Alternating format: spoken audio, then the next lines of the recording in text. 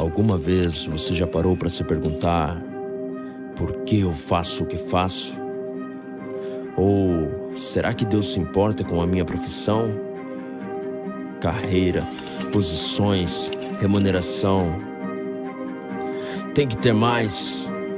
Afinal, se eu tomei a decisão de ser um discípulo, de levar a mensagem da salvação, será que essas 40 horas semanais não estão sendo em vão? Tem que ter mais. Mais que rotinas normais, mais que reuniões formais, mais do que gastar meu esforço em atividades convencionais que terminam em objetivos individuais. Eu quero mais. Por isso, fui buscar o único que tem a resposta. Aquele que me desenhou. Aquele que tem os meus dias na palma de suas mãos. Que tem pensamentos a meu respeito. Pensamentos de paz e não de mal. Vamos voltar lá pro começo. Gênesis. Veja o que ele fez. O Deus que criou o céu e a terra, o dia e a noite, a lua e o sol, é o mesmo Deus que formou o homem. Mas este foi criado à sua imagem e semelhança, chamado para se multiplicar e governar a terra. Sim, é assim que Deus nos vê desde o início, como a coroa da sua criação. Então deixe de trabalhar por um salário, trabalhe por um propósito. Não estude simplesmente para subir a escada corporativa, estude para desenvolver quem você nasceu para ser. Ele vem fazer novas todas as coisas. Então vamos tomar parte nessa missão. Vamos restaurar a economia. Vamos fazer nova educação. Vamos manifestar a sua justiça na política. Vamos fazer obras maiores na comunicação. Vamos revelar a glória dele na ciência. Vamos redimir a família. Vamos expressar o reino nas artes. Pelos pacientes que serão impactados em seu consultório, pelos clientes que ao entrar em seu escritório terão suas vidas transformadas, pelos alunos que terão suas mentes capacitadas para conduzir a nação. É por ele, é para ele. E se somos a coroa da sua criação, está na hora de coroarmos o Rei dos Reis. Por que eu faço o que faço? Bom, talvez a pergunta certa não seja por quê, mas por quem? E aí, meus queridos e minhas queridas, tudo bom com vocês? Eu tô bem? Vocês estão bem? Eu tô bem. Eu vim aqui passar o aviso da semana, dos dias, dos tempos que nós teremos de culto online, né? Começando com o GP, que é um culto que a gente tem na quinta-feira, às 8 horas. É um culto onde a gente destrincha, onde a gente se aprofunda na palavra de domingo, né? A gente busca não somente se aprofundar, mas ver como a gente pode colocar em prática as escrituras, sabe? Para que a gente possa obedecer e seguir retamente com a palavra do Senhor. Sábado temos a sala de oração, né, que é um tempo onde a gente coloca em prática esse relacionamento com Deus, onde a gente busca a presença do Senhor, onde a gente busca expressar isso que a gente tem no secreto com Deus. E isso é sábado às 8 horas da noite. E domingo nós temos o culto coletivo, né? E aqui eu fico o convite para todos vocês participarem. É uma bênção e eu creio que esse tempo de pandemia já está passando e continuaremos orando para que nós possamos estar em aglomeração juntamente, né? É isso, meus irmãos. As redes sociais, né? As redes sociais. Tem o Instagram, que é Missão São Paulo. Tem o Facebook, Missão São Paulo. E tem o YouTube, Missão São Paulo. Deus abençoe. É isso. Vamos culto, gente! Boa noite, como vocês estão? Hoje eu estou aqui para fazer a abertura do culto com uma palavra. Quando Deus me ministrou sobre falar sobre essa palavra, que eu fiquei bem confusa ainda, sem saber exatamente o que Jesus queria falar através disso. Só que ao decorrer dos dias, Deus foi me ministrando e eu acho que também pode te surpreender aquilo que Deus quer falar aos nossos corações essa noite, amém? Para começar, a gente vai estar lendo Lucas 5, do 33 ao 39, que diz assim: Os discípulos de João Batista jejuam muitas vezes e fazem orações, e os discípulos dos fariseus fazem o mesmo, mas os discípulos do Senhor não jejuam. 34. Jesus respondeu: vocês acham que podem obrigar os convidados de uma festa de casamento a jejuarem enquanto o noivo está com eles? Claro que não. Mas chegará o tempo em que o noivo será tirado do meio deles. Então sim, eles vão jejuar. 36. Jesus fez também essa comparação. Ninguém corta um pedaço de roupa nova para remendar uma roupa velha. Se alguém fizer isso, estraga a roupa nova, e o pedaço de pano novo não combina com a roupa velha. Ninguém põe vinho novo em odres velhos. Se alguém fizer isso, os odres rebentarão, o vinho se perde e os odres ficam estragados. Não, vinho novo deve ser posto em odres novos. E ninguém quer vinho novo depois de beber vinho velho, pois diz: o vinho velho é melhor. Quando eu li essa escritura, eu já ouvi diversas ministrações e procurei entender melhor sobre ela. Só que sempre havia algumas dúvidas referentes a essa escritura. Porque quando a gente lê em Marcos e em Mateus, não tem o último versículo. E aí isso começou a martelar na minha cabeça durante dias. E aí eu cheguei a perguntar para algumas pessoas o que elas entendiam, o que elas achavam. Só que ninguém conseguia associar da mesma maneira que Jesus estava tentando me dizer algo. E aí a primeira coisa que a gente pode pensar, que eu acho que todo mundo pensa quando lê essa escritura, é que a gente deve jogar as coisas velhas fora, que não são mais compatíveis com o nosso novo caminho, ou seja, a nossa nova caminhada com Jesus. E aí, só que isso era algo muito repetitivo, algo muito igual. E isso, eu sentia que não era exatamente isso que Jesus queria dizer para nós. E a segunda possibilidade, que foi o que Jesus começou a me ministrar, foi a seguinte coisa: é que as coisas velhas são sim dignas de serem guardadas, porém elas não podem ser misturadas com as novas. O que eu quero dizer com isso? Com os processos novos. A gente não pode comparar o que Deus nos ministrou ano passado com o que a gente está passando hoje, com a dor que eu sofri ano passado com o que eu estou sofrendo hoje, entende? Porque a gente tem muita mania de guardar coisas que nós já aprendemos, coisas do passado, e aí nós misturamos com as pessoas novas, com os ambientes novos, com o lugar novo. E aí isso fica muito...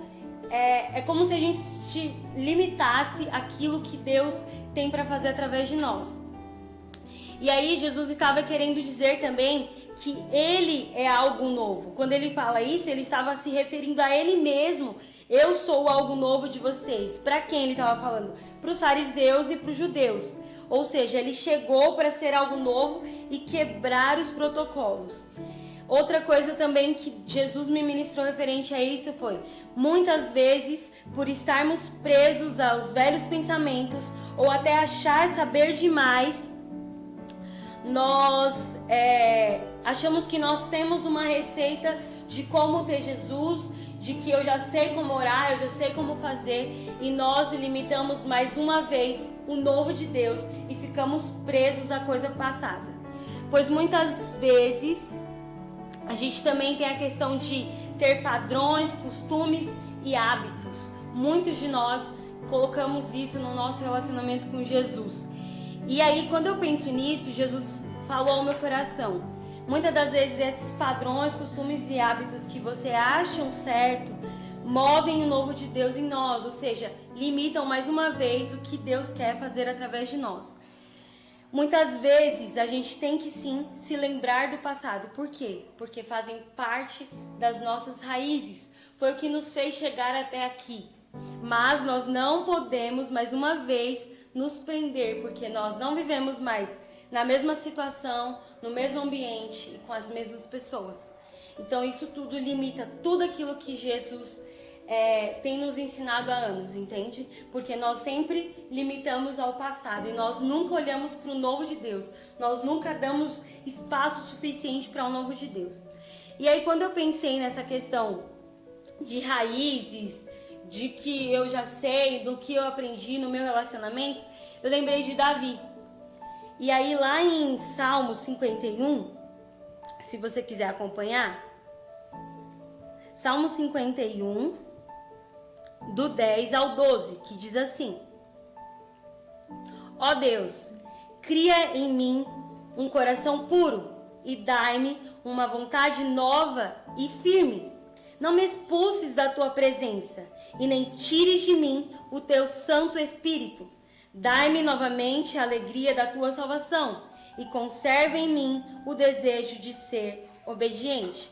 Quando eu associo isso a raízes, a relacionamento, ao que eu já aprendi, o que eu devo aprender, é que quando nós lembramos de Davi, nós lembramos que ele tem um relacionamento muito profundo com Deus. Mas até ele diz: cria em mim um coração puro, ou seja, algo novo. Nós precisamos dessa mentalidade. Por quê? Nós precisamos quebrar dentro de nós os velhos preceitos e tradições religiosas e aprender a renovar as nossas mentes e os nossos corações. E aí, a última coisa que eu quero te dizer é que talvez quando nós lemos Lucas 5, do 33 ao 39, os antigos discípulos não aproveitavam a presença que tinham acesso, ou seja, a presença real de Jesus. Por quê? Porque eles estavam presos, ocupados, achando saber ou querendo mostrar algo a Jesus. E muitas das vezes nós fazemos a mesma coisa. Só que nesses salmos ele termina dizendo exatamente isso no 12. Dai-me novamente a alegria da salvação e conserve em mim o desejo de te obedecer. Não de mostrar algo que eu já sei, não de falar que eu já sei algo e que já está o suficiente.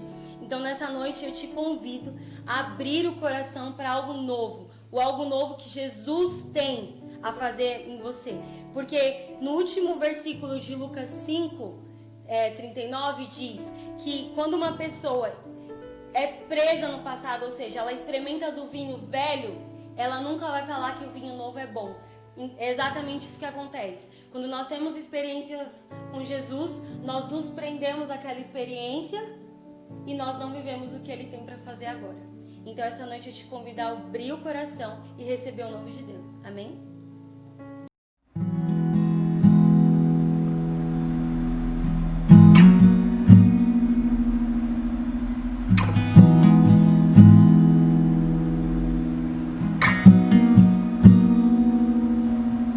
A minha alma está tão desejosa e desfalece pelos teus atos.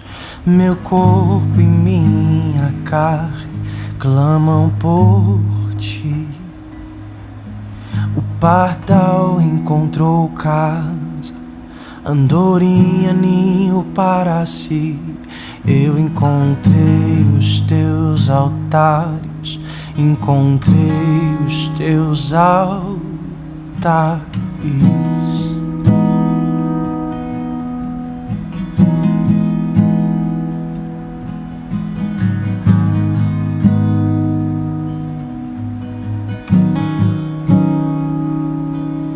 A minha alma está tão desejosa e desfalece pelos teus atos.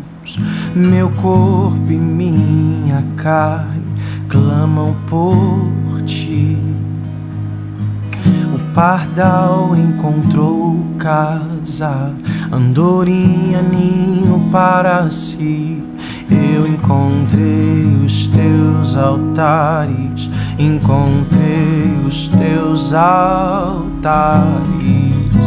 Não quero mais sair daqui, pois aqui é o meu lugar. Eu encontrei um novo lar, eu encontrei um novo lar. Não quero mais sair daqui, pois aqui é o meu lugar. Eu encontrei um novo lar, eu encontrei um novo lar.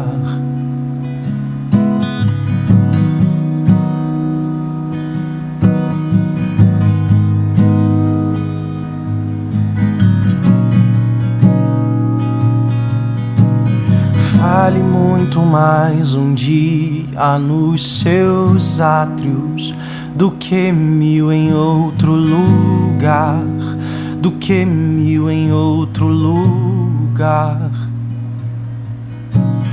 vale muito mais um dia nos seus átrios do que 1000 em outro lugar, do que 1000 em outro lugar. Eu encontrei os teus altares, encontrei os teus altares, encontrei os teus altares, encontrei os teus altares, encontrei os teus altares, encontrei os teus altares, encontrei os teus altares. Não quero mais sair daqui, pois aqui é o meu lugar. Eu encontrei um novo lar, eu encontrei um novo lar. Não quero mais sair daqui, pois aqui é o meu lugar. Eu encontrei um novo lar, eu encontrei um novo lar. Graça e paz, família Missão, boa noite. Estamos começando aqui mais um culto, né? Na nossa instituição online, nas plataformas digitais. Estamos aqui, graças a Deus, mais um domingo para nós ouvir o que Deus tem para nós nessa noite, amém? Estou feliz de estar aqui com vocês. Desde já eu quero dizer para vocês, cara, eu quero encorajar vocês neste momento, porque infelizmente ainda não podemos estar juntos por conta do isolamento social, mas eu quero te encorajar nessa noite a você pegar esse período, cara, para você se intensificar em Deus, amém? Porque nós não estamos desligados do corpo. Creio que nós ainda estamos no mesmo propósito, buscando no mesmo espírito. Só que às vezes nós pensamos que esse período é para um desligamento, para um desmembramento, mas não é. Este período é tempo de você buscar, cara, persistência e resistência em Deus, amém? Então eu peço para que nesse momento você tenha ciência, né, que nós não estamos deslocados do corpo. Nós continuamos ligados no mesmo propósito, no mesmo espírito, só que por algumas circunstâncias estamos afastados, amém? Mas brevemente tudo isso vai acabar e põe em prática tudo que você aprendeu, tudo que você extraiu do nosso tempo de comunhão, amém? Então esse tempo é para você se intensificar em Deus e para a ampliação do que você aprendeu e para a execução também, amém? Entre em contato conosco, que estamos aqui para te ouvir, para te aconselhar e disponíveis para atender vocês, amém?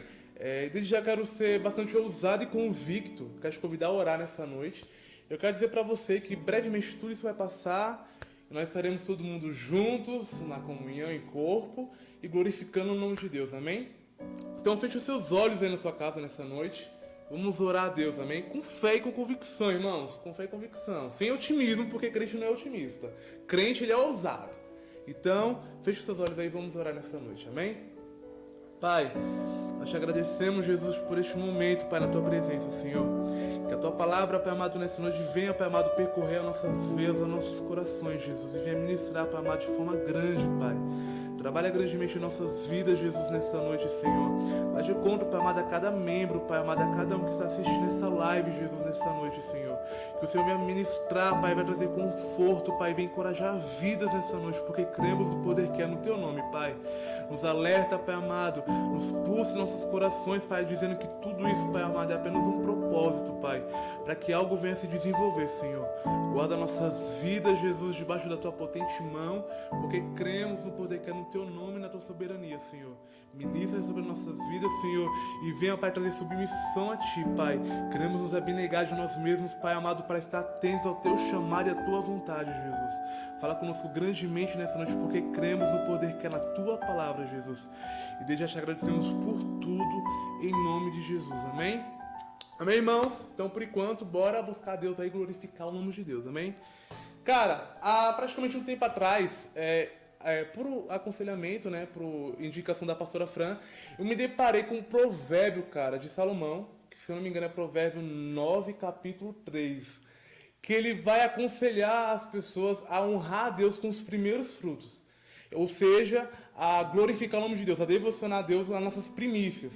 E eu lendo isso, automaticamente, eu lembro que eu fui ministrado lá em Mateus capítulo 6, verso 33, que Jesus vai dizer, vai afirmar, né, para aquela multidão que está com ele. Cara, buscar primeiro o reino de Deus e a sua justiça, e as demais coisas vos serão acrescentadas. Eu lembro também que eu tive um momento, cara, de discipulado com o pastor Júnior, cara, foi algo muito intenso, foi semanas praticamente, e nós tínhamos um hábito de todo dia de manhã, nós ler um devocional, né, para dar estímulo de manhã e para nós começar o dia bem. E vendo tudo isso, cara, eu comecei a me reeducar, a me devocionar todos os dias de manhã a Deus. A buscar a Deus como primícia, sabe? A ser a primeira ação do dia. E eu vi um dia um web pastor falando que quando nós buscamos a Deus pela manhã, nós obtemos força para resistir ao maligno do resto dos dias. Então super te indico, cara, nesse período de quarentena, de isolamento social, de confinamento, você aderir a esse hábito, porque é algo totalmente produtivo e que inclusive a ministração de hoje é um fruto de um tempo que eu tive com Deus de manhã. Então, cara, faz isso e me deixe lá, depois me comenta como tem sido, porque é algo totalmente incrível, cara. Eu lembro que teve um dia de manhã que eu acordei, mais um dia normal, e eu acordei com um questionamento no meu coração. Eu perguntei, cara, por que Davi ele era um homem segundo o coração de Deus? Quais eram as características que Davi possuía que dava esse privilégio a ele? Porque se você for ver na Bíblia, Deus ele define vários profetas, né? Ele define várias pessoas na Bíblia. Como no exemplo, quando ele vai de encontro através de um anjo em Daniel. Ele fala, Daniel, você é amado. Depois de ter dado uma visão para Daniel e Daniel chorado, feito o jejum dele. Ele fala, Daniel, você é amado. Ele fala isso mais de uma vez. E quando também ele vai de encontro na vocação de Jeremias. Ele fala, Jeremias, tu é escolhido desde o ventre. Então, cara, eu não sei você, né? Mas uma coisa é dizer, cara, eu te amo, Tiago, eu te amo. Outra coisa é te dizer, cara, você possui as características que o meu coração procura nos homens. Então eu vejo algo mais intenso, não desvalorizando, né, as definições dos outros profetas. Só que eu vejo algo mais profundo, cara. E eu analisando essa de Davi, eu comecei a me deparar com várias características que comprovavam esse título que Deus deu para ele. Só que eu achei duas fundamentais que eu creio que pode ser o alicerce para que você desenvolva os demais dons e você desenvolva esse autotitulamento de Deus. Que eu vejo que é a eficácia da submissão total a Deus e da essência, da eficácia da essência. Então, cara, se você põe em prática isso nessa noite, talvez você pode ser mais um que Deus fala, cara, você é uma pessoa segundo o meu coração. E, cara, isso é incrível. Imagina você possuir as características de uma pessoa que o Espírito Santo procura. Umas características que o Espírito Santo procura nas pessoas, em homens. Isso é totalmente incrível. Não sei se você conhece Davi, cara, mas Davi ele era um belemita, que inclusive, na minha opinião, eu creio que foi um dos maiores reis da Bíblia, os maiores reinados foi de Davi. Inclusive, nesse mesmo tópico também que tem Salomão, que era filho de Davi. Ele era fruto de Davi, né? Como Deus fala que Salomão iria reinar e seria fruto do corpo de Davi. Então eu vejo que Davi ele era um dos maiores reis da Bíblia, cara. O cara era totalmente incrível. E eu analisando a história de Davi, você vê que ele iniciou seu ministério muito cedo. Não sei se você já viu o contexto e tal, mas Davi ele é chamado para substituir o reinado de Saul. Deus envia lá o tio Samuca lá na casa de Jessé para ungir um dos seus filhos e designa Davi porque ele fala que Davi é um homem segundo o seu coração, segundo a sua vontade, que Davi ele ia trazer grandes libertações para o povo de Israel, para o povo de Judá. Então Davi ele é escolhido por Deus e ele vai para a sua vocação. Só que se você for analisar o caráter de Davi, aprofundando esse assunto, você vê que eu acho que uma das maiores características que o cara possuía ele era um homem de guerra. Davi ele era um homem guerreiro, mano. Davi não podia ver uma briga lá, não podia ver um fuso aí e falar assim, Deus, eu posso ir? Deus, eu devo ir? Então Davi, eu acho que um dos caracteres, a personalidade de Davi era de um homem guerreiro. Ele era um homem guerreiro. E eu vejo isso totalmente como algo útil nos dias e eu vejo isso como uma palavra-chave. Então, Davi ele tinha um histórico muito lindo de guerra. Davi ele lutava, ele vencia, só que, como eu te falei no começo, Davi, todas as ações dele contribuíam para a glória de Deus. Ele tinha um propósito, um direcionamento de Deus. Ele pedia a direção a Deus. Então, quando eu assemelho Davi com guerra, automaticamente eu vou lembrar do embate que talvez seja este contexto que você conheceu Davi, que foi a famosa história de Davi com Golias. Então, não sei se você conhece, mas provavelmente sim, né? Porque todo mundo já viu a história de Davi e de Golias, e você deve ter conhecido ele neste contexto. Então, Davi, ele vai no embate com um gigante filisteu que está afrontando o povo de Israel. Eu quero usar esse contexto para te encorajar nessa noite. Amém? Talvez nesse período de isolamento social, você deve estar igual a eu, tipo assim, lidando com gigantes que você não tem estratégia e não sabe o que fazer, tá de mãos atadas. Talvez tenha se sentido sozinho no embate com o gigante. Só que eu quero usar esse contexto de Davi para te encorajar nessa noite a você lutar contra os seus gigantes com as armas que Deus depositou em você. Então eu vou te encorajar nessa noite a você entrar em guerra com aquilo que você tem em mãos, aquilo que Deus ele depositou em você, amém? Eu vou abrir aqui a Bíblia, não sei se você conhece, é um livro muito top. Vamos ler a Bíblia, irmãos. Abra vossas Bíblias. Isso é muita assembleia, né? Abra vossas Bíblias. Abra a Bíblia de vocês aí no capítulo 17 de 1 Samuel. Capítulo 17 de 1 Samuel, a partir do verso 45.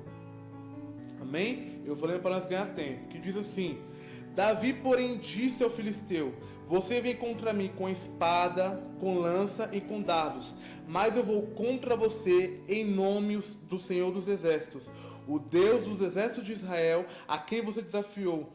Hoje mesmo o Senhor entregará a tua cabeça em minhas mãos, e eu te matarei e cortarei. Hoje mesmo dará o seu cadáver aos... Hoje mesmo, ele dará o cadáver do exército dos filisteus, as aves dos céus e os animais selvagens. E toda a terra saberá que há um Deus em Israel. Todos que estão aqui saberão que não é por espada ou por lança que o Senhor concede vitória, pois a batalha é do Senhor e Ele entregará todos vocês em nossas mãos. Amém? Eu quero usar esse contexto, como eu falei para vocês, que eu vou te encorajar nessa noite. Então já tá aí. Eu quero te dar para você 4 pontos para você, cara, encarar os seus gigantes que têm te assolado neste período.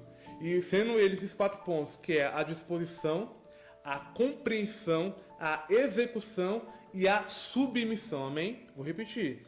A disposição, compreensão, execução e submissão. Aí eu vou falar para você por tópicos, amém? Por que a disposição? Porque Davi, ele se dispôs a ir para a guerra. E isso vai dizer lá em 1 Samuel, capítulo 17, no verso 32. Olha o que diz aqui.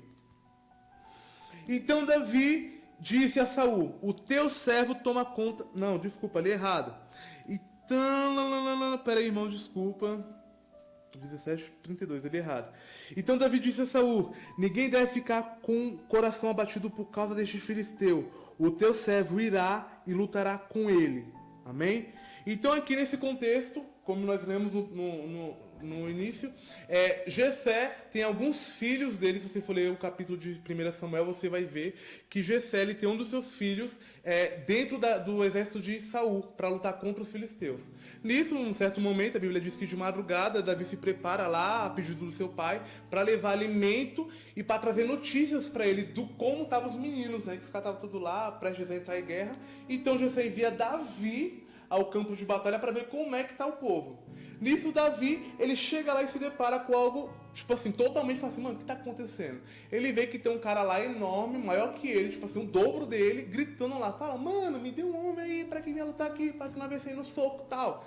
Nisso Davi, ele vendo isso, ele fala assim: não, o que tá acontecendo? Aí ele vai lá e menciona aquele famoso versículo que você conhece: quem é esse circunciso filisteu para afrontar o exército do Deus vivo? Nisso, Davi ele vai conversar com alguns caras que estão lá e fala assim: o que está acontecendo? O que esse cara quer? Aí nisso, um dos seus irmãos, Abinadab, vendo o que está acontecendo, que Davi está querendo se intrometer, fala assim: mano, o que tá fazendo aqui, cara? Tu não pode ficar aqui. Aí ele fala: mano, pera aí que eu vou entrar em guerra, eu vou lutar com esse cara aí. Aí ele vai falar assim: não, mas você não tem estatura para isso. E Davi vai lá e ignora o irmão dele automaticamente, e a notícia chega a Saul dizendo pra ele: cara, tem um moleque ali que quer entrar em guerra contra o cara aí, então bora. Os caras tudo com medo, porque a Bíblia vai dizer que o exército de Israel tava apavorado, mano. Um cara lá enormão gritando lá, E o povo estava apavorado, e Saul também a mesma coisa, escondido com medo. Nisso chega a notícia a Saul dizendo que Davi está lá disposto a lutar. Quando Saul ele tem um encontro com Davi e fala assim, mano, tem condições, olha o seu tamanho, você é pequeno, o cara é o triplo de você, não tem como. E Davi vai lá e fala, cara, eu vou enfrentar esse gigante, eu vou chegar lá e vou, mano, porque não é pelas minhas forças. Aí eu vejo um ponto aqui muito incrível, Davi, ele se dispôs a ir pra guerra. Talvez você está em casa aí, você tem um gigante gritando aos seus ouvidos e você não sabe o que fazer. Só que você tem que ter noção que você não pode recuar, porque as forças não provêm de ti. Como eu falei lá no começo, que um ponto que chama muito atenção no ministério de Davi é a total submissão e a convicção que ele carregava. Então você tem que ter em mente que a força para você entrar no campo de guerra não é sua, cara, é de Deus. E Davi ele sempre realça isso no contexto. Então tenha em mente nessa noite que a força que você precisa para encarar os seus gigantes não provém de você. A única coisa que Deus quer de você é a sua disposição. Amém? Segundo tópico, Davi, ele compreendeu. Porque ele teve o tópico de compreensão. Porque Davi compreendia os propósitos das suas guerras internas.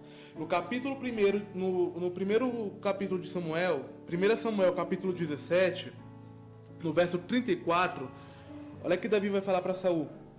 Davi, entretanto, disse a Saul, o teu servo toma conta de ovelhas.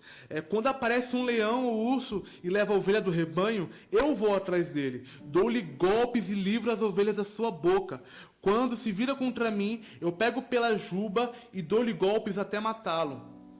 Então Davi chegando aqui, próximo de Saul, que Saul ele vê Davi como uma pessoa incapaz de lutar contra o filisteu gigante lá, Golias. Davi vai falar, cara, mas eu luto lá, quando eu tô lá no rebanho e tal, tudo, e vem um urso lá, mano, eu pego o urso e pá, cara, faço sopa de urso. Eu pego o leão, mano, disparo, ele mete a faca nele. Então Davi, ele reconheceu os seus processos que ele teve lá. A Bíblia em momento algum disse que quando Davi estava no rebanho lá, estava cuidando das ovelhas, tinha alguém com Davi. Tanto que quando Jessé vai ungir Davi, Davi não está em casa. O Jessé fala para Samuel, cara, ele está lá no rebanho lá, tá cuidando das ovelhas. O meu último filho está lá. Então Davi, ele tinha guerras internas. Só que talvez Davi, conjecturando, ele entendia que existia um propósito. Amém? E o que eu acho incrível é que no capítulo 78 de Salmos, o salmista vai retalhar lá no verso 70, que Deus escolheu Davi dos passos do rebanho, que o coração dele íntegro conduzia um povo, pastoreou um povo, e as suas mãos experientes o conduziu. Então Davi, talvez ele compreendia que existia um propósito no meio das guerras internas dele.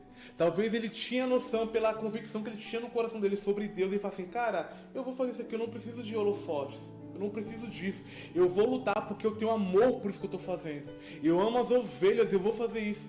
E no Salmo 78 vai afirmar isso, que Deus escolheu Davi lá do campo, lá do aprisco, que estava lá cuidando das ovelhas, para conduzir um povo. Por mãos experientes ele conduziu um povo, e por coração íntegro ele foi lá e direcionou uma galera.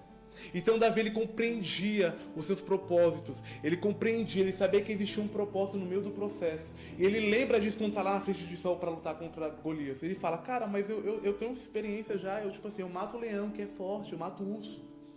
Então nessa noite eu quero que você pense, quais são os benefícios que as suas guerras têm te beneficiado? No que tem te beneficiado que você tem passado? Talvez você tenha agido, você tenha contribuído para que exista guerras, talvez, ou você tenha um propósito de fato. Porque existem guerras que nós procuramos, cara, por conta da nossa independência.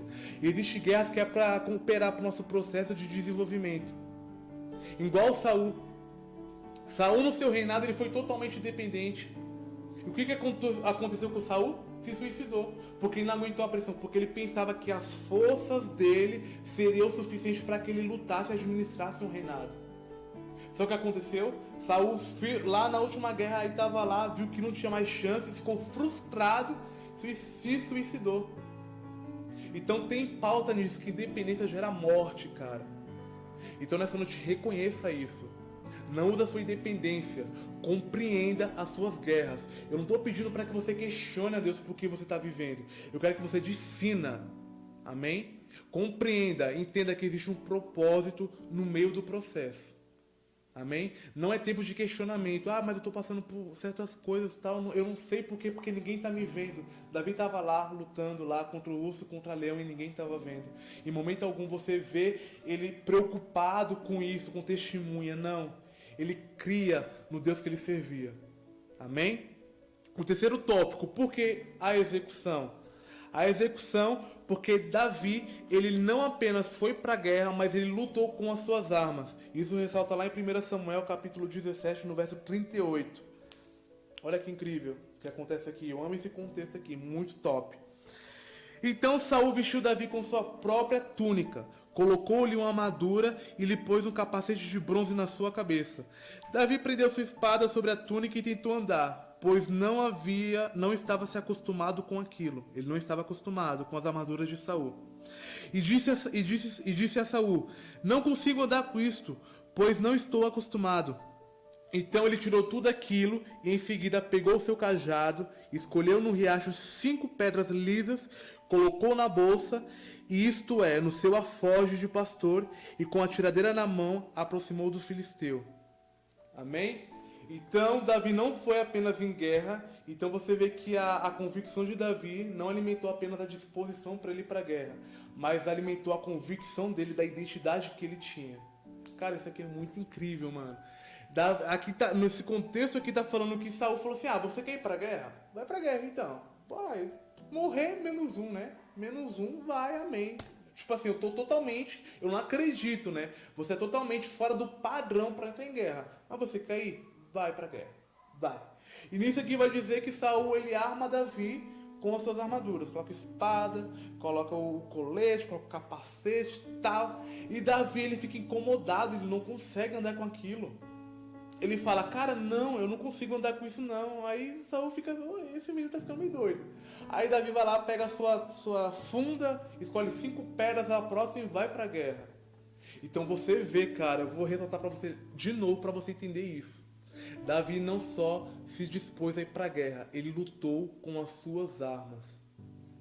Cara, Deus te pergunta nessa noite: cadê as armas que ele entregou em tuas mãos? Cadê suas armas? Mas Deus um dia lá atrás falou pra mim que eu ia cantar, que eu ia pregar. E isso não é uma arma. Sim, isso é uma arma. A Bíblia vai dizer lá que Josafá está lá apavorado para estar em guerra. Aí Deus levanta Jazel e fala para ele: cara, essa guerra vocês não vão pelejar. Então faz assim, pega os cantores e coloca na frente. E Deus vai criando estratégia lá. O povo tá lá, os israelitas estão lá para derrubar o muro de Jericó. Não precisou de espada, mano. Cada um pegar, vamos fazer barulho, vamos gritar e vamos derrubar os muros. Os muros caíram. Josafá, ele colocou os cantores na frente, Deus colocou estratégia, eles venceram a guerra. Quais são as armas que Deus colocou em suas mãos? Até quando nós vamos ficar procurando ferramenta para lutar nos embates das nossas lutas internas, sendo que Deus entregou algo em nossas mãos, nós temos procrastinado, nós temos dado valor a isso, mano. Até quando? Entenda, faça o seu coração gerar convicção suficiente, busque a Deus de todo o seu coração, que a sua convicção vai alimentar não apenas a sua disposição, a sua capacitação, mas também vai te dar força para que você tenha convicção naquilo que você é e naquilo que Ele designou você para ser. Amém? E o quarto e último tópico é a submissão. Por que a submissão? Porque o maior propósito de Davi nisso tudo era glorificar o nome de Deus. Isso vai ressaltar lá em 1 Samuel, capítulo 17, no verso 46. Olha que lindo. Aí Davi chega lá, tal, suavão, e fala assim para Saul, como nós lemos no começo: hoje mesmo o Senhor entregará a sua cabeça em minhas mãos. Eu entregarei todo o cadáver do exército filisteu, as árvores e os animais selvagens, e toda a terra saberá que há um Deus em Israel. Todos que estão aqui saberão que não é por espada nem por lança que o Senhor concede vitória, pois a batalha é do Senhor e Ele entregará vocês em minhas mãos. Então você vê que, se você for analisar o contexto da história de Davi, de 1 Samuel até a continuidade, 2 Samuel, indo, Salmos, tudo, você vai ver que o maior propósito de Davi era glorificar o nome de Deus. Ele tinha essa convicção. Ele não queria apenas encarar os seus gigantes, os gigantes estavam assolando o povo, mas trazer convicção pro povo que existe um Deus que luta por aquele, mano, que persevera, que se entrega, que se devociona, que se abnega. Então entenda, as suas lutas primeiramente, as suas guerras têm que ser para glorificar o nome de Deus. Porque se as minhas lutas, as minhas ações não são para glorificar o nome de Deus, eu procuro mérito próprio. E como eu falei para vocês, a mesma coisa de Saul. Saul, ele lutava, ele tinha na mente dele que ele estava querendo glorificar o Deus, mas o ego dele estava acima de tudo. Ele foi frustrado. Ele se frustrou. Por quê? Porque ele tinha confiança nisso. Ele falou assim, não, eu vou com as minhas forças, eu vou lutar e eu vou ganhar mérito para mim mesmo. Talvez esse não fosse o propósito dele inicial. Mas ao decorrer do ministério ele caiu nessa cadeia, nessa prisão de ego. Então entenda, as suas ações, as suas guerras, tudo tem que cooperar para a glorificação do nome de Deus, amém? Eu estava lendo hoje em 2 Samuel, quando Davi ele consegue, eu acho que é 2 Samuel capítulo 7, quando Davi ele vai e consegue trazer a Arca da Aliança de volta para Israel. Olha que lindo. Olha que top, eu amo esse contexto. Aí chega lá, Davi ele é afrontado lá com Mical, tudo bonitinho. Aí, ó, presta atenção o que acontece. Davi ele tá lá pleno, deitado no seu palácio lá, suavão, tranquilo. Tá ele lá e Natan, que era profeta. Aí ele fala pra Natan assim, caraca, mano, eu tô aqui no meu reinado todo. Eu tô aqui descansando depois de uma grande luta para recuperar a Arca da Aliança. Eu tô aqui descansando, já comemorei, já pulei, já gritei, já dancei na presença de Deus. Agora eu tô aqui descansando, gozando na presença de Deus, no maior luxo. E a Arca de Deus tá lá, cara, numa tenda simples. Aí Natan vai e fala assim pra ele, cara, seja feita, faça o que você tem em mente, porque Deus é contigo, irmão. Vai, se tá pensando aí, faz bem que Deus é contigo. Aí naquela mesma noite, Deus aparece a Natan e fala assim pra Natan, mano, fala pra Davi que... Mano, isso aqui é muito lindo. Fala pra Davi que há muito tempo, desde quando eu tirei o povo do Egito, eu tenho conduzido o povo para carregar minha presença, para criar um lugar apropriado pra mim. E o povo não tem feito isso. E por ele ter essa disposição de glorificar o meu nome, de querer preservar, de querer manter a minha glória e enaltecer isso, cara. Fala pra ele que a descendência dele será frutífera, mano. Fala pra ele que do corpo dele, do fruto dele, vai ter um cara que vai construir um templo pra mim, que ele tá falando de Salomão. Então vê o zelo que Davi tinha pela Arca de Deus. Ele reconheceu que ele estava ali no luxo, depois de uma guerra, depois de conseguir a Arca. Ele estava no luxo lá e falou assim, cara, eu tô aqui agora descansando no maior lazer, no maior luxo. E a Arca tá lá na tenda mais simples da tribo. E naquele momento Deus se agrada de Davi, porque ele fala, caraca, mano, que coração esse cara tem, misericórdia. E ele ressalta isso que eu acho incrível, mano, pensa nisso.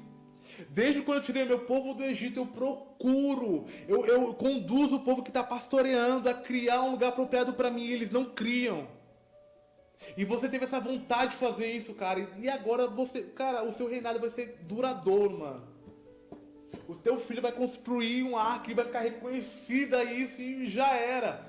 E eu lendo isso hoje, eu fui automaticamente conduzido lá para quando Estevão vai ser apedrejado, que ele começa a falar que da Arca da Aliança, da trajetória de Abraão, para depois vir José, depois vir Moisés, depois o povo sai do Egito, depois os juízes e tal. E ele fala que Deus, ele conduziu o homem a construir um lugar, um templo para ele, só que agora Deus procura o nosso coração. Nós somos o templo, nós somos o santuário, e nós temos rejeitado isso. Será que nós temos priorizado a vontade de Deus? Nós temos priorizado essa glória, nós temos nos mantido, temos tido convicção que nós agora somos o templo de Deus? Quando Davi ele ressalta lá no capítulo 7 de 2 Samuel, ele fala, caraca, eu acho que ele fala sobre cedro lá, que era algo totalmente valioso naquele tempo. Ele fala sobre preservar a Arca de Deus em algo luxuoso, em algo, sabe, algo de esplendor. E hoje você tem o privilégio de ser o templo de Deus. Hoje é você, cara, Deus não procura mais templos feitos por mãos de homem. Como diz o pastor Alessandro Vilas Boas, Jesus veio para tabernacular entre os seus, e este é o nosso momento, cara. Eu não sei quais são as guerras que a gente já falou neste momento de isolamento social. Não sei se tem se sentido sozinho. Não sei se você tem sentido essa pressão, essa opressão, talvez igual o Davi sentia quando estava lá no aprisco, lá com as ovelhas, e o lobo e o urso vinha, o leão vinha, ele lutava sozinho, sem força nenhuma. Talvez tenha se sentido dessa forma, cara, sozinho, solitário, lutando contra as suas guerras internas, espirituais.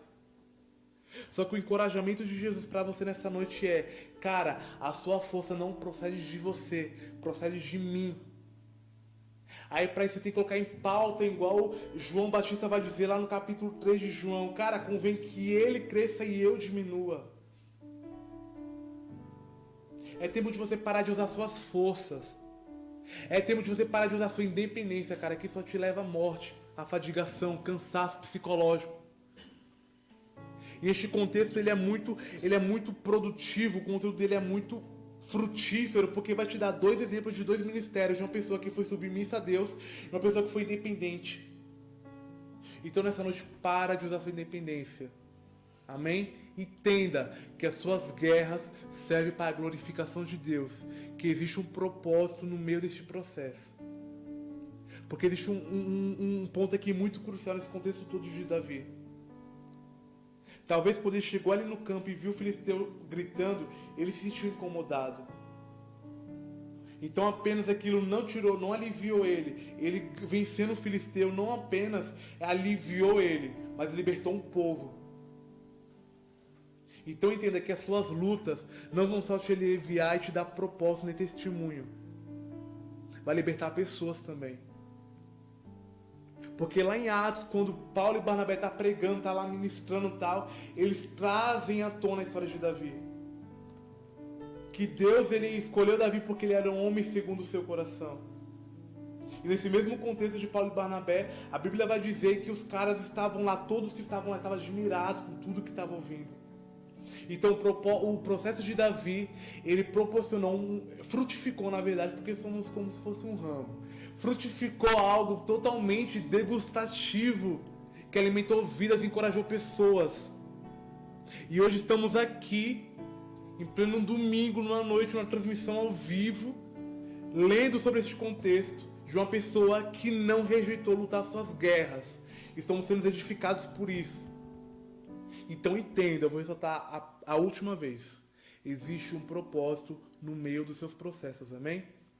Eu quero ler para vocês alguns versículos para que vocês fiquem totalmente revigorados, amém? Em Filipenses capítulo 4, no verso 13, vai dizer: tudo posso naquele que me fortalece. Então Paulo está ressaltando para os filipenses: cara, eu posso passar de tudo, mas eu tudo posso, porque a minha força não provém de mim, provém de Deus, porque é Ele que me fortalece. E 1 Coríntios capítulo 16, no verso 13, vai dizer: estejam vigilantes e mantenham-se firmes na fé, sejam homens de coragem e sejam fortes. Aqui está dizendo para nós alguns tópicos, para nós sermos vigilantes, firmes na fé, temos coragem e fortes. Então aqui eu vejo uma procedência. Lendo isso aqui eu lembro totalmente lá de Neemias, no livro de Neemias, quando ele está reconstruindo os muros. A Bíblia vai dizer que Neemias, enquanto ele está fazendo a reconstrução dos muros de Jerusalém, mano, ó que incrível. Uma mão ele usava a ferramenta para a reconstrução do muro e a outra mão ele usava uma espada, que simbolizava policiamento. Por quê? Porque os arábios naquele tempo, junto com Sanbalat e Tobias, queriam destruir os muros de novo. Só que Neemias estava vigilantes. E ele e aquele povo estavam, mano, vamos ficar vigilante aqui, porque os caras vindo já vai, pá, já mata. Então talvez você esteja passando por momentos de reconstrução. Talvez Deus tenha feito um cenário na sua vida nesse momento. Talvez Deus tenha pegado esse isolamento social para te aplicar uma reconstrução. Então entenda, é um conselho, como Salomão falava lá em Provérbios. Cara, presta atenção, reconstrua. Use as ferramentas necessárias, mas se policie, amém? Não adianta só ter reconstrução se não tiver policiamento. Então, guarde isso daí. Deuteronômio capítulo 20, no verso 4 diz: pois o Senhor, o seu Deus, os acompanhará e lutará por vocês contra os seus inimigos para dar vitórias a vocês. Então aqui Deus está falando pro povo israelita lá, esse povo tá lá, mano, vai que eu tô com vocês. Eu tô com vocês e eu darei vitórias a vocês e vocês vão ganhar dos seus adversários, porque eu tô com vocês. Então entenda, Deus está contigo no meio desse processo, por mais que ninguém esteja vendo, cara. Mas Deus, ele é onipotente, onisciente e onipresente. Tem mais um, né? Eu acho que é só os três, não sei. Mas ele é tudo isso daí, então ele está contigo, cara. Tenha convicção disso, você não está sozinho. E Deuteronômio capítulo 31, no verso 6, diz assim: sejam fortes e corajosos, não tenham medo nem fiquem apavorados por causa deles, pois o Senhor, o seu Deus, vai com vocês e não vos deixará e nunca vos abandonará. Então aqui Deus está ressaltando de novo para o povo israelita. Se você já leu lá o livro de Josué, capítulo 1, ele ressalta, é o primeiro ou o segundo. Ele fala a mesma coisa, cara, seja forte e corajoso, mano. Vai lá todo mundo lá e é de vocês lá, cara. Você é meu povo exclusivo. Então Deus ressalta mais duas vezes. Cara, eu tô com vocês e vocês vão ganhar. E sejam fortes e corajosos e não tenham medo nem fiquem apavorados. Porque o seu Deus é com vocês e não vos deixará e nunca vos abandonará. Então entenda, Davi estava lá no campo de batalha para lutar contra Golias. Ele tinha convicção no Deus que ele tinha. E a força, você acredita mesmo que uma pedrinha ia derrubar um cara prostrado no chão? Mano, não tem como. Isso é realmente o poder, a supremacia divina. E eu lendo essa questão de... a Bíblia diz que todo o ser confessará e todos irão reconhecer que Deus, que Cristo, Ele é o Senhor. Eu lendo isso, eu lembro lá automaticamente, eu não lembro o livro que está escrito. Eu acho que é 1 Samuel, quando a Arca da Aliança é levada lá para o templo de Eblon e a arca está lá e a estátua que é meio homem, meio peixe, cai lá, prostrado de frente à arca. Então entenda, cara, Deus é a sua força, mano. Apenas Ele, é dele, é por Ele, é pra Ele. Amém? Então guarde essa palavra no seu coração. Busque nessa noite, eu te encorajo a você buscar nessa noite um discernimento para você compreender qual é o propósito do seu processo. Reconheça nessa noite. Amém? Seja totalmente submisso a Deus e reconheça que existe um propósito. Amém? Que Deus continue abençoando a sua vida e te abençoando grandemente, te dando uma semana abençoada, produtiva e frutífera. Amém? Feche os seus olhos aí, eu quero orar por vocês. Eu quero orar para que Deus ele derrame sobre a vida de vocês, sobre a vida de cada um nessa noite, coragem, força e convicção. Amém? Que vocês venham priorizar tempos com Deus, este momento com Deus, porque para nós resistir o maligno, para nós vencermos contra as ferramentas e as ciladas do maligno, mano, é preciso usar os equipamentos da fé, como diz lá em Efésios 6. Amém? Quando vai lá ressaltar, eu acho que aí 1 João vai dizer que nós somos fortes, vai dizer primeiramente que a palavra de Deus está em nós e por conta disso temos vencido o maligno. Então, para que nós vencemos o maligno, para que nós obtenhamos força, a palavra de Deus precisa estar em nós. Amém? Como diz lá em Efésios, a espada, gente, a espada. Isso aqui é a nossa funda. Como diz a cantora Eliana Oliveira, o mundo tem Golias, mas a igreja tem Davi. Então é tempo de você se levantar e de você lutar com suas armas para glorificar o nome de Deus. Amém? Feche os seus olhos aí. Pai, nós queremos te agradecer, Jesus, nessa noite pela tua palavra, Pai, que foi apregoada a nossos corações, Jesus. Pai, nessa noite eu peço por cada um, Pai, que está assistindo essa live, Senhor, que o Senhor venha derramar algo novo, Jesus. Venha derramar convicção, Pai, e o que o Senhor vai chamar para algo novo, Senhor. Traga, Pai amado, nessa noite as nossas mentes, Jesus, qual é o propósito, Pai amado, dos nossos processos, Senhor. Talvez existam pessoas, Pai, que estão assistindo essa live, Pai, que se sentem só, Pai, que tem encarado, Jesus, lutas internas gigantes, Jesus, e se sente com as mãos atadas, Senhor. Mas assim como como Davi, Senhor, eu profetizo, Pai, que o Seu Espírito, Pai, venha, Pai amado, reerguer vidas, Pai, derramar força, Jesus. Guia cada vida segundo a Sua vontade, Pai, porque cremos no poder da Tua palavra, Pai, e que ela é única, Pai, que ela é boa, perfeita e agradável, como diz a Tua palavra, Senhor.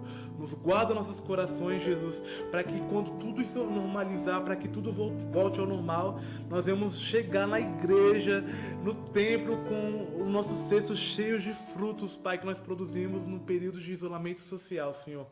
Guarda cada um, Pai amado, na Tua presença, Jesus. Guarda o coração de cada um. Eu te agradeço por tudo, em nome de Jesus, amém? Irmãos, boa noite, fiquem na paz, boa semana. E é isso, viu? Entre em contato conosco, não sumam. E é isso, tamo junto. Fiquem na paz.